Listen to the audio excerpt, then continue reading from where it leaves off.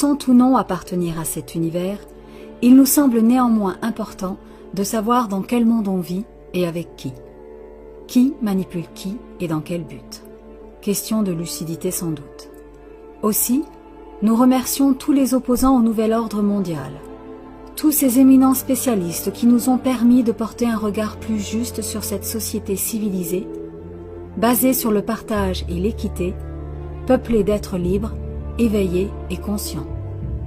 Grâce à eux, nous avons appris à connaître les détenteurs du vrai pouvoir et leur but inavoué. Nous avons découvert l'existence des Illuminati et leurs sombres desseins. Ils nous ont enseigné les mécanismes mortifères de la création monétaire.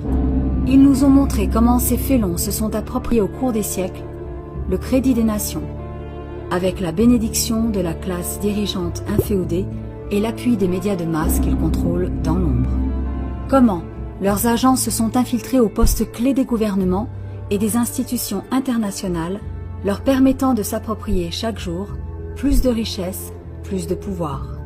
Comment une petite élite composée de quelques familles oligarchiques très puissantes et déjà très riches a pu bâtir au fil des générations des fortunes encore plus colossales qui dépassent l'entendement. Comment, grâce au contrôle de la création monétaire et à l'usure, ces familles ont réussi à imposer leur dictature financière au reste du monde, asservissant les peuples par la dette à leur seul profit. Comment les cartels bancaires associés au complexe militaro-industriel manipulent l'opinion au travers des gouvernements fantoches et des institutions internationales qu'ils mettent en place via leurs sociétés secrètes et leurs puissants groupes de réflexion et d'influence. Comment ces assassins respectables font les lois, achètent les gouvernements, manipulent les contraires, planifient et financent les guerres, contrôlent les médias, mettent en place le chaos et dominent le monde. Comment ces âmes très puissantes tiennent cette planète entre leurs griffes, au nom de Lucifer, leur dieu et maître. Ces opposants avisés font un travail d'information utile et courageux. Ils luttent activement pour éclairer leurs semblables au sujet de l'avènement inéluctable et programmé sur cette terre, d'un monde unipolaire, dominé par un gouvernement mondial entre les mains d'une petite élite assoiffée de pouvoir, de larmes et de sang. Nous nous associons à leur combat contre l'ignorance et les ténèbres. Nous dénonçons avec eux l'asservissement du plus grand nombre par le plus petit nombre, la soumission des peuples de ce monde par une classe de rentiers apatrides sans scrupules.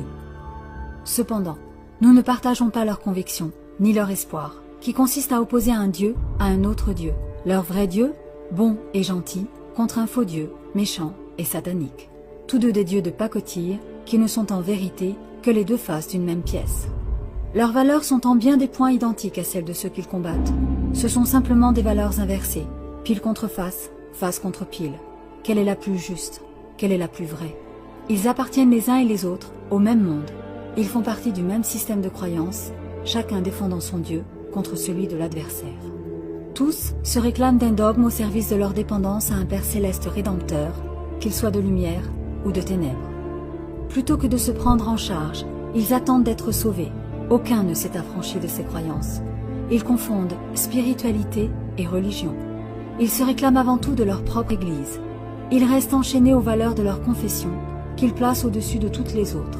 Seul leur bon Messie, véritable Dieu parmi les dieux, sauveur des hommes et des nations, aura raison de Lucifer et de ses émissaires qui œuvrent dans l'ombre pour l'avènement du nouvel ordre mondial. En réalité, il nous semble que ce monde ne sera jamais dirigé par les esprits les plus justes et les plus éclairés. Ceux-là, une fois qu'ils ont pris conscience d'eux-mêmes et de la raison de leur présence ici-bas, comprennent que le salut est ailleurs. À mesure que les temps avancent et se répètent, les esprits les plus libres, détachés de toute religion, se font de plus en plus rares.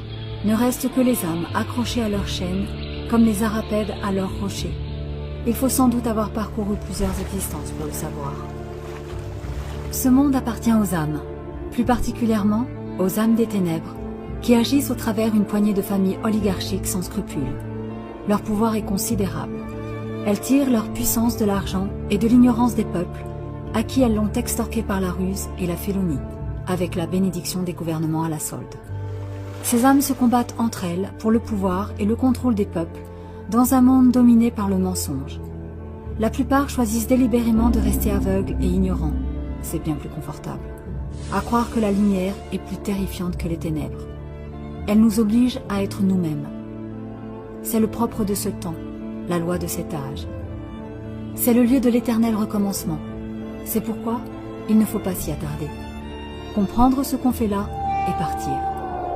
Comprendre le jeu et sortir de la matrice pour ne plus y revenir. Voilà ce qui importe. Ce monde, quel que soit le régime en place, est une catastrophe. C'est un monde de dupes, un monde de cons, peuplé d'une poignée de vermines malfaisantes qui manipulent des milliards d'endormis à leur seul profit. Il faut comprendre qu'il est vain de tenter de le changer. Nos seules armes, l'éveil et la lucidité. La solution est en nous-mêmes, nulle part ailleurs.